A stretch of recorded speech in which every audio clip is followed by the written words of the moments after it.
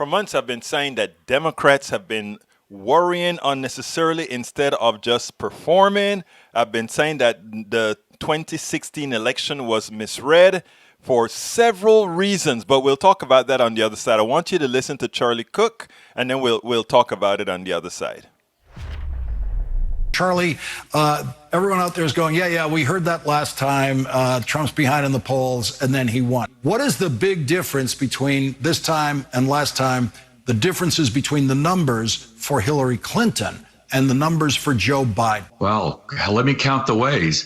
First of all, incumbent races are different from, that was a choice election between two candidates. Neither one of them were incumbents. Now, Trump has a record he's running on. He's got to defend a record. And there's a sort of an axiom with incumbents. What you see is what you get. That incumbents don't usually get many undecided votes. And he's kind of locked in at 41, 42, 43%, which is exactly where his job approval ratings tend to be, right at the same place. And so he seems to have, he can't expect to get undecideds or many undecideds. Independents almost always break against his sitting incumbents. Biden's favorable, unfavorable ratings don't look a bit like Hillary Clinton's. Biden is sort of basically even keeled. She was underwater so far. There are just so many different ways that this race is completely different from 2016. This is fighting the last war. Looking through this race through the prism of 2016 doesn't make any sense. They're not the same. And Charlie, you make a point in here that approval ratings are the most reliable predictor of how an incumbent president will perform. That's exactly right. And it's interesting. Everybody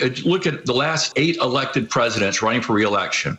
Every one of them that had a 50% or above Gallup job approval rating, 100% won. Everybody that was below 47%, every one of them, both of them lost. Jimmy Carter, George H.W. Bush. And the guy on the edge was George W. Bush, who was like 48, 49. And remember, election day in 84, we didn't know whether it was going to be Bush or Kerry, which way it was going to go. For President Trump, his first year average was 38%, the lowest of any first year incumbent in history, elected incumbent in history. His second year was 40%, lowest of any second year elected president in history.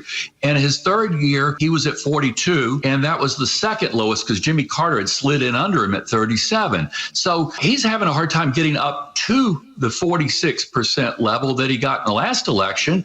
And, you're not going to have Jill Stein and Gary Johnson sucking up 6 points between them and the other independents in the write-ins. It's probably going to be more like 2 or 3. So I just think that people are so skittish about what happened in 2016 without looking at why 2016 happened, what happened, and why this is different. So, I think people are just being scared of their shadows, overly cautious when, I think the data is pretty clear. This is a lot harder for him than 2016 was.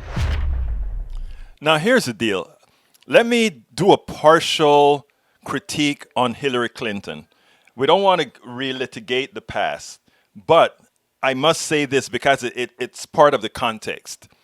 Back then, I wrote several articles at the Daily Kos. Others wrote articles. And what we were saying then is that she ran the risk of losing, and there's a good chance that Donald Trump could win, specifically because of this not really being a democracy. A little state has 2 senators. A big state has 2 senators. Therefore, Dakota made an account for 1 senator for a few 100,000 people, while California has several million people and still get 2 senators. The same applies to the Electoral College, right? The Electoral College is biased for what? It's biased towards the small states. And that's the reason why you can get a huge amount of votes elsewhere, but you don't win. You still don't win the election. So we knew that those particular states, Michigan, were problematic. Iowa and the others, we knew they were problematic, and we so stated. Many people called us unscientific. Can't you read the polls? And the things we said is, we don't only read the polls, we read the directionality of the polls, which means there are polls that may have an upward bias, and there are polls that have a lowering bias, which means the poll is here today, but the directionality of that poll is you're going down, or it's steady, or you're going up. And in the case of Hillary was on a slide after several incidents. We don't have to relitigate that. And we so stated there are things that she could have done to mitigate that, which was go and campaign like hell in Milwaukee and Detroit to go ahead and reinvigorate that base that you know would be there for you if they think that you are there for them, right? But that wasn't done. And as much as Brooklyn was hearing the message, go campaign there because, or do some more there so that you can maximize. Okay, that wasn't done. Water under the bridge. She would have won the election, but the message that many took from that 2016 was, oh my God, the polls were wrong. No, the polls were right. The polls, she was within the margin of error. Donald Trump was within the margin of error in a lot of these states. And likewise, the poll had a directionality down for her. Now, as far as Biden is concerned, his lead has been steady. Biden is not the best candidate for the job, but nobody could be a worse candidate than even a cult leader like Donald Trump. And they know it. And what they're doing is they're now playing to the fears of the winners. They're playing to the fears of those who are really ahead. And we are foolishly many times buying it. I recall a movie that I watched one time. It was at a fort. And the fort was very low on gunpowder. And you know, in those days, they used gunpowder to make fireworks. Or so they said on the movie. And what started to happen is this big army that's coming in, they figure that this group is low on gunpowder, so they're just going to go in and wipe them out. And they would have gone in and wiped them out because they really were the ones on top. They were the ones with unlimited resources, etc. But the general in that fort decided to say, oh my God, we're going to get run over. We're going to die anyway. So let's play a card. And that card is to let the other believe that they are so confident in their win that they're going to just waste gunpowder. So that night, they started to throw fireworks up in the air, and fireworks like crazy are going off. And the invading army looked at that and they said, my God, if they're doing that, they must have a hell of a store of ammunition back in there. We better get the hell out of here. And they left. That is what Donald Trump and his cabal wants to do. They want Democrats to believe that somehow they're not in a good position, that they're not winning in a landslide, that the cards are not in their favor. When everything Donald Trump has done has been wrong and has been not hurting just all of us, but the entire country, including his own people.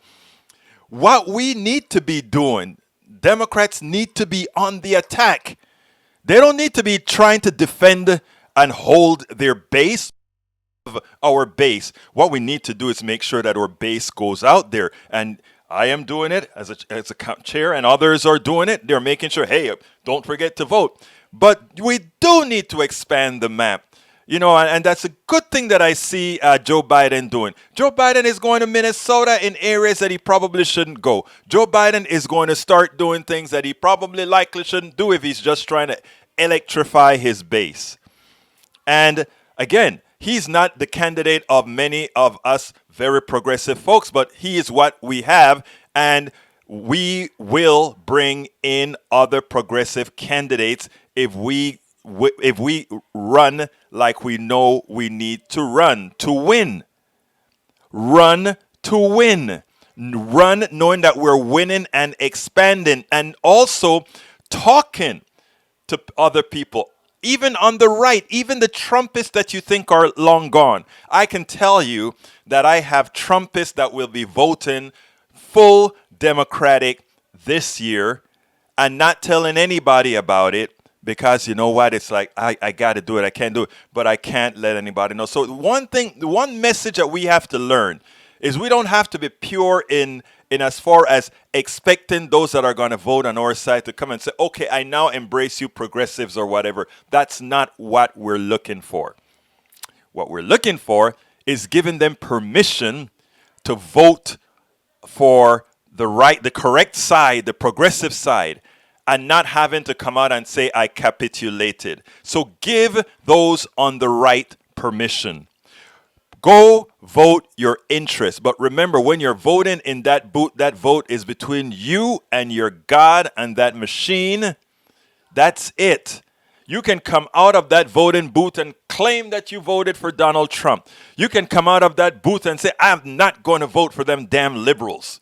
But vote your interests. Nobody really knows what you've done. Those are the kinds of messaging that we have to give those that know that they need something more, something better than Trump. But their ego, their will won't allow them to do so. But if they know I can do what's right for me so that the right thing happens in this country, and at the same time not lose who people think I am or should be, then it would be. Democrats should win in a landslide.